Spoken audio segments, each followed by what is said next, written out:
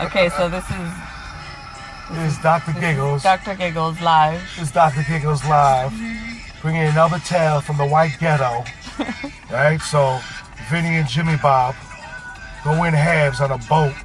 Right? I told Jimmy Bob, Mariel's brother? No, Jimmy Bob, Freckles' brother. Oh, Kevin's brother? Yeah, Kevin's brother. All right.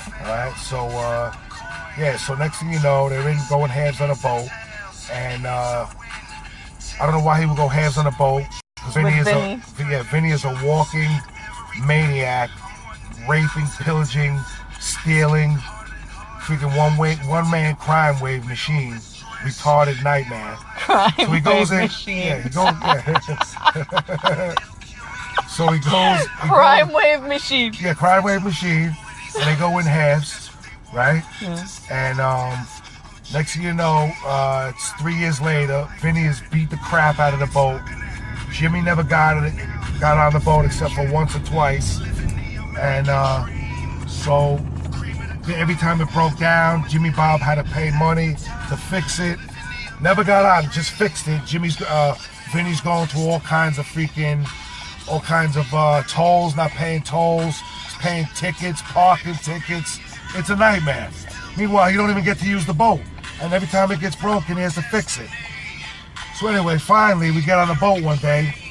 Vinny's still hungover and coked up from the night before. And we're fishing, having a good time. All of a sudden, Vinny takes off and realizes that he can't stop fast enough before we hit the reef. Where were you guys? We were in the ocean. Where though? New Rochelle Sound. New Rochelle? Yeah, New Rochelle, in a rich area. And so next thing you know, we're headed right towards the reef.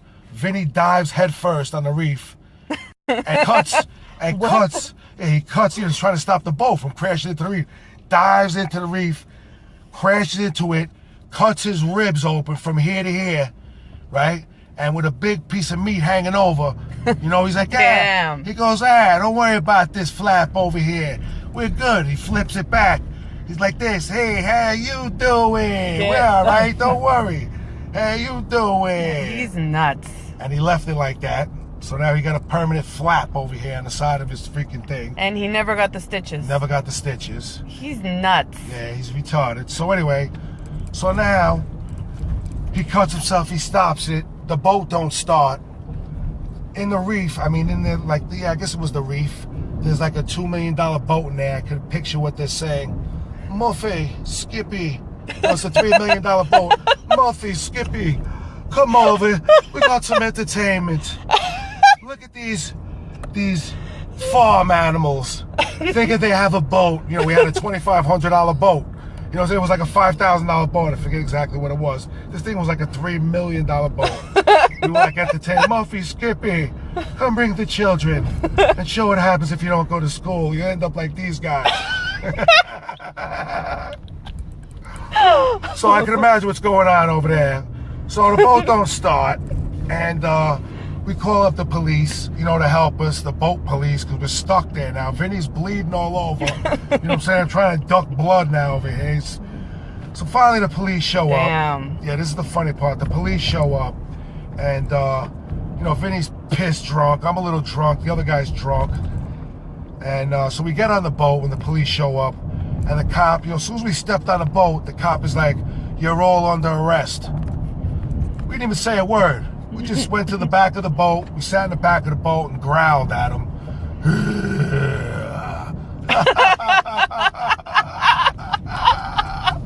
Right? And then the cop looks back at us and he goes, "Oh, I was just kidding." We're like, "Yeah, we know you're kidding." He's like, "What happened?" Anyway, we gave him, long story short, we gave him the story on what happened. Vinny left his boat over there, went to some place, and it was like a really rich neighborhood. Really nice. I was about to order food. It was like $50 for a hamburger, and a beer was like $35. You know what I'm saying? It was crazy.